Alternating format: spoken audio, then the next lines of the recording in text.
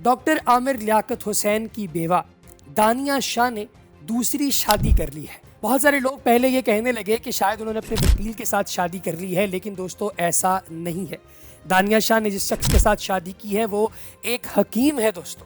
Affair چلانے آیا تھا، زبردستی نکاح کرنا پڑ گیا، یہ کہنا ہے دانیہ شاہ کے نئے شوہر کا۔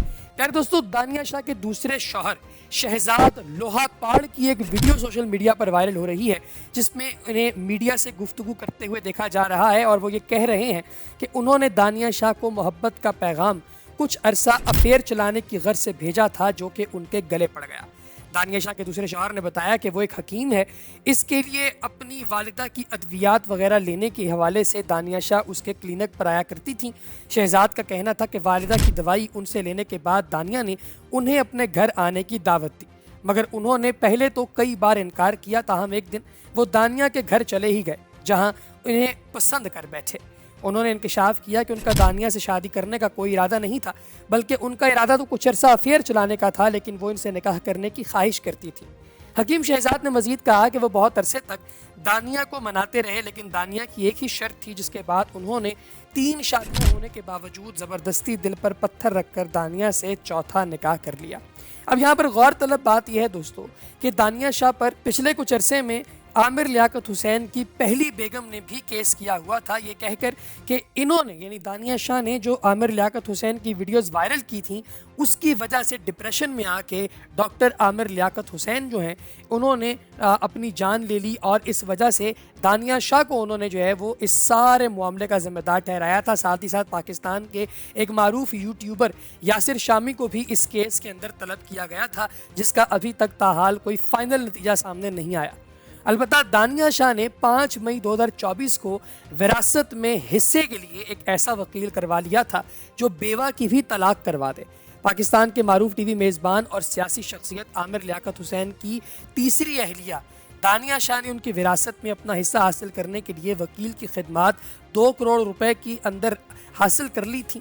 دانیہ شاہ اور عامر لیاقت کے ازدواجی زندگی تنازعات کا شکار بنی۔ دانیہ شاہ نے مبینہ طور پر عامر لیاقت کے متنازع ویڈیو لیک کر دی تھی، جس کے بعد عامر لیاقت مشکل میں دکھائی دیتے تھے۔ ایک موقع پر انہوں نے دانیہ کو معاف کرنے کا اعلان بھی کیا، لیکن جلد ہی تنہائی میں ان کی موت ہو گئی۔ عامر لیاقت کی موت کے بعد دانیہ شاہ ان کی وراثت میں اپنا حصہ حاصل کرنا چاہتی تھیں، اور اس کے لیے انہوں نے ایک بار پھر قانونی چارہ جوئی کا فیصلہ کر لیا تھا۔ Social media platform Facebook پر ایک ویڈیو زیر گردش ہے، جس میں دانیہ شاہ کو اپنے وکیل کے ہمراہ دیکھا جا سکتا ہے۔ اپنے ویڈیو بیان میں انہوں نے انکشاف کیا ہے اس وکیل نے کہ دانیہ نے انہیں وراثت کا کیس لڑنے کے لیے 2 کروڑ روپے دیے ہیں۔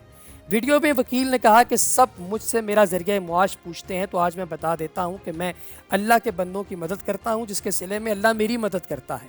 انہوں نے یہ بھی بتایا کہ عامر لیاقت سے ملنے والی وراثت حاصل کرنے کے لیے دانیہ شاہ نے میری مدد طلب کی، جس کے عوض انہوں نے مجھے 2 کروڑ روپے دیے ہیں۔ دانیہ شاہ کی جانب سے وکیل کو 2 کروڑ روپے فیس دینے کے بارے میں جان کر سوشل میڈیا صارفین کو یقین نہیں آ رہا۔ ان کے جو وکیل ہے اس کو موسمی وکیل کا لقب دیتے ہوئے لوگوں نے عجیب و غریب تبصرے شروع کر دیے تھے۔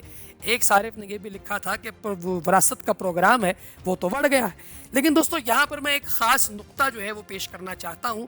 مجھے یہ بتائیے کہ آخر عامر لیاقت حسین کو مارنے کے پیچھے دانیہ شاہ کا کوئی قصور تھا؟ اگر تھا تو وہ ابھی تک انڈیپینڈنٹ کیوں گھوم رہی ہیں؟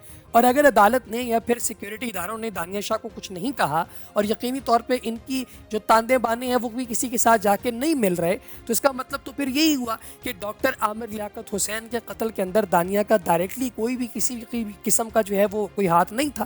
تو اگر نہیں تھا تو پھر خدارہ انہیں اپنی زندگی گزارنے دی جائے۔